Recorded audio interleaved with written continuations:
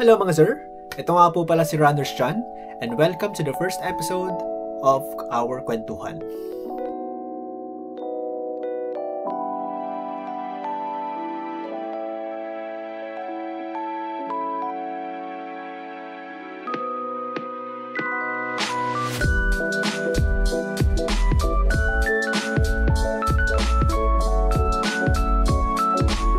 So paano nga ba ako nagsimula na tumakbo?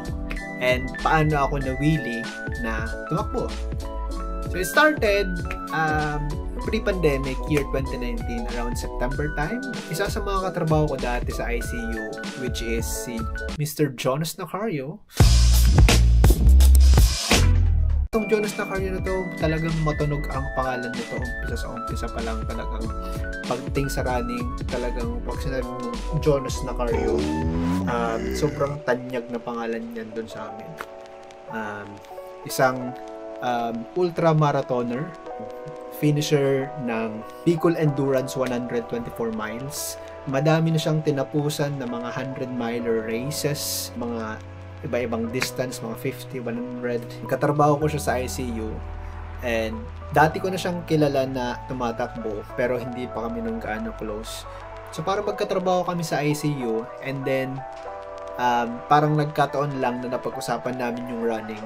And then ayun, trinay ko mag-start ng isang 3K, 5K. Sabi ko okay naman. Kasi apart from running, bago ako sumabak sa pagtakbo, ang pinaka-major sport ko talaga nun ay badminton. Alam yun ng mga kaibigan ko kung saan talaga ako pinaka-nag-excel na sport, which is badminton. Tapos mga hobby ko lang yung mga hobby ko yung mga basketball, parang mga cross-training ba. Pero yung running, hindi ko talaga siya, never in my entire life na na-imagine ko na parang andito na ako ngayon, parang nag-i-influence ako sa inyo kung bakit dapat kayo tumakbo din, no? So, start ako 3K, 5K. Nagustuhan ko naman siya, pero hindi to the point na parang may imagine ko sa sarili ko na may pagpapatuloy ko siya year by year. Kasi ang hirap mahalin ng running, guys. That is very serious. Ako personally sporty akong tao, pero nung na-introduce sa akin yung running, hindi ako naging interested agad. Alam mo yun, kasi nasanay ako sa mga sa ibang sports, talagang medyo enticing yung ibang sport apart from running. Sa una, sobrang niyang sakit kasi since hindi ka naman talaga galing sa mga ganung sports, so hindi ka involved sa kahit na anong sports, tapos next start ka into running, kinabukasan pagtapos mo kunwari tumakbo or mag-jogging, masasakit yung katawan mo, and in your mind parang iisipin mo na ay shit, parang ang sakit, ayoko na, parang ganun yung mentality. So going back, nag-start ako ng running pre-COVID, and then yun, sinama-sama ako ng training ni Jonas Nacario hanggang sa naging 5K, 10K, 21K. And ang cute kasi nag-start lang ako nun, simpleng sapatos which is Fila, tapos ang tigas-tigas pa niya sa paa. So pero sa akin kasi that time wala talagang hilig, walang hilig, kaya kahit na anong sapatos na masuot ko lang nun, okay na, sige takbo tayo, ganun lang. Pero as time goes by, parang nare-realize ko din na ay parang kailangan ko ng ganitong shoes, parang yung tipong kailangan mong mag-invest kasi the more na humahaba yung distance, the more na parang nangangailangan yung paa mo ng mas maingat na sapatos, alam mo yun. So yeah, yun yung history kung paano ako nag-start na tumakbo pre-COVID. Tapos mas lalo pang na-promote yung running during COVID time, dahil hindi allowed that time yung mga physical sports, alam natin lahat yan, and running was the only sport recommended that time kasi obviously non-contact sport siya. And yun na, talagang mas lalo akong nagutom sa mga events kasi kung kailan ako nag-start ng running, saka nawala yung mga events, alam mo yun, parang nag-start na akong nag-run, tapos comes COVID, cancel lahat ng mga takbo, wala nang ibang masalihan na event, so the rest was virtual. Although okay lang din yung virtual, pero alam mo yun, iba pa din talaga yung mismong event na kung saan tatakbo ko talaga na maraming tao, marami kang kasama. So, yun, doon ako nag-start ng run. So, una sa lahat, dapat willing ka na mag-commit sa sport na ito. Kasi honestly, this sport is very addicting. Okay?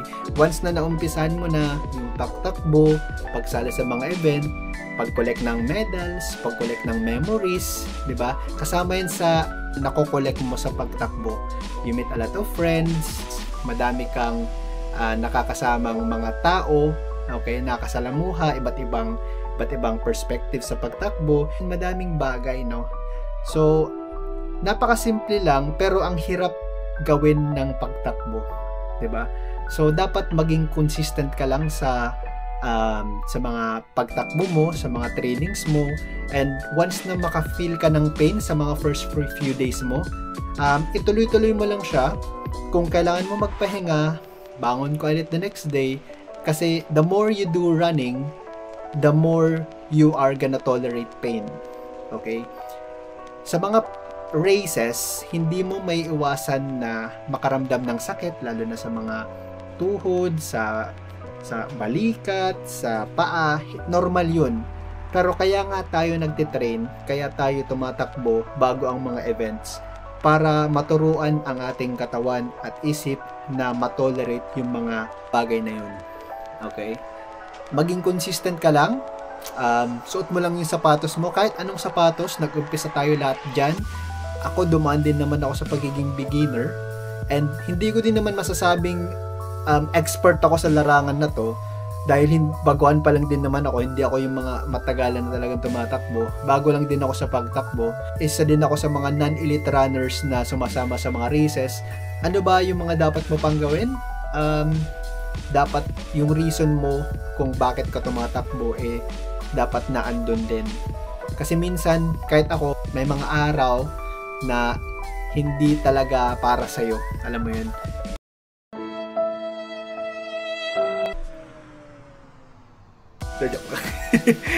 So, may mga araw na hindi para sa'yo. Alam mo yan? Minsan, nakalaan na yung araw na to para sa training, pero may mga times nagigising ka na, ay, parang bukas na lang, susunod na lang. May mga ganong araw, normal po yun. Pero, yung pagbalik mo sa takbo, pagbalik mo sa training, dapat nakalaan pa din yun sa isip mo. Kasi, like I've said, sobrang hirap niyang i-maintain. Sobrang hirap panatilihin yung consistency. Okay? So, kung saan ko ba nauhugot yung consistency ko, kung saan ko nauhugot yung araw-araw na iisipin ko na, ay, bukas tatakbo na naman, ay, sa makalawa tatakbo na naman. Kung bakit ko yun ginagawa? Simply because gusto ko lang makain yung mga gusto kong makain. Wala akong diet, mga sir, baka iniisip ng iba dyan, vegan ako. No way. Kung tatanungin nyo ako tungkol sa diet ko, wala akong specific diet. Kaya lang naman ako tumatakbo para makain yung mga pagkain na gusto ko. Yun lang. Para at the end of the day, kainin ko man yung ganito, kainin ko man yung ganyan. At least, hindi ako magigilty. Diba? Kasi nakatakbo na ako bago ko kumain ng mga ganun. So, parang, alam mo yun, lose and gain lang yung mentality ko lagi. And at the same time, alam mo yun, yung mga extra benefits of running, like a sense of freedom. Yung running kasi parang naging stress reliever ko na din siya. I'm so thankful na na-introduce sa akin yung running kasi hindi ko alam kung ano yung gagawin ko noong mga unang araw ko dito kung hindi ako tatakbo.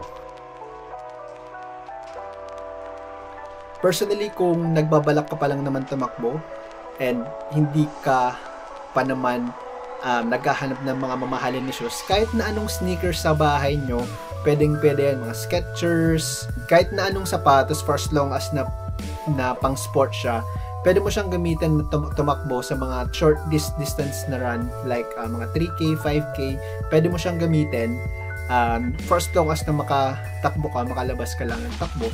Hindi mo kailangan bumili ng mga sobrang mahal na sapatos para lang makatakbo kasi hindi siya worth it kapag nag-uumpisa ka pa lang, 'di ba? So mas maganda yung nag-uumpisa ka pa lang sa scratch, and then sooner or later ma-figure out mo along the way kung ano yung mga running shoes, ano mga different running shoes na pwede mong magamit. Pero for the meantime, itas mo muna yung pagtakbo kung magustuhan mo or hindi. Pero ako kasi, isa sa mga motivation ko para tumakbo is yung pagbili ng mga sapatos, no? Sa mga susunod na episode ko, edi mag-uusapan naman natin yung mga running shoes na pwede nyo gamitin and kung ano yung mga running shoes na pwede kong ma-recommend sa inyo. Kasi different runners differs in terms of what shoes are they gonna use for the runs. So, may mga ganong bagay. So, medyo mga, mga based na lang yun sa mga experience ko. Again, disclaimer, hindi po ako elite runner, hindi ako instructor, hindi ako coach sa running. Sinasabi ko lang yung mga experiences ko sa running. Pwede kayong sumama sa mga running groups, running communities in your town or in your city. Kasi malaking boost sila, malaking factor sila kung bakit ako tumatakbo hanggang ngayon. Yung mga running groups na yan, sobrang laking tulong nila and I would totally recommend to join them kung nasaan man kayong city ngayon. So, napakalaking motivation nila kasi those running communities shared the same goal na gusto nila ma-achieve sa isang bagay. So, kapag sumama ka doon, mas lalo kang maengganyong tumakbo, lalo kapag may mga group runs na nagaganap. Yung grupo ko sa Pinas is yung Ranconada. Yung pinakauna kong running group sa Pilipinas na I would say malaking factor kung bakit ako tumatakbo hanggang ngayon. Firstly, si Jonas, same kami ng group. Siya yung nag-encourage sa akin na sumama dun sa group niya, which is yung Ranconada. Sa mga taga Bicol region, Rinconada area, you are all welcome to join my running group. Welcome po siya sa mga Rinconada Pips. Based po siya sa Iriga City. Sila po yung una kong team sa Bicol, sa Pilipinas. So, you are all welcome to join Ranconada as long as you are in the Rinconada area. Meron po kaming official Facebook page. Pwede nyo po silang i-message. Dito naman po sa UK, ang dami pong grupo dito sa UK ng mga running enthusiasts din. Una dyan is yung Pinoy Runners London. Meron din silang official Facebook page, which is the Pinoy Runners London. Pwede mo silang i-message anytime. Kung may mga runs, may events na pwede kayong sumama, sobrang welcome kayong sumama doon. Meron din po dito sa my Midlands area, which is yung Maharlika Runners, headed by Richard De Los Reyes. Kung nasa Midlands area kayo, pwede welcome na welcome kayong sumama sa grupo namin. So, yun lang naman. So, with this short video, sana na-inspire ko kayo na mag-umpisa ng running kasi sobrang gandang sport na ito.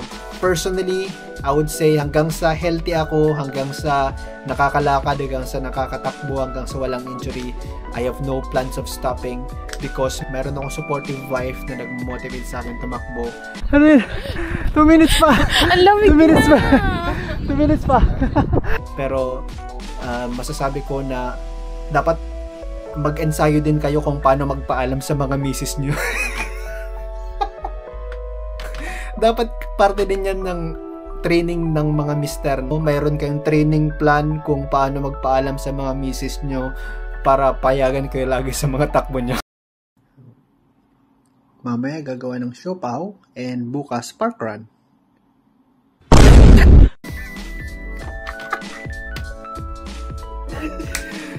So, yun lang naman, no?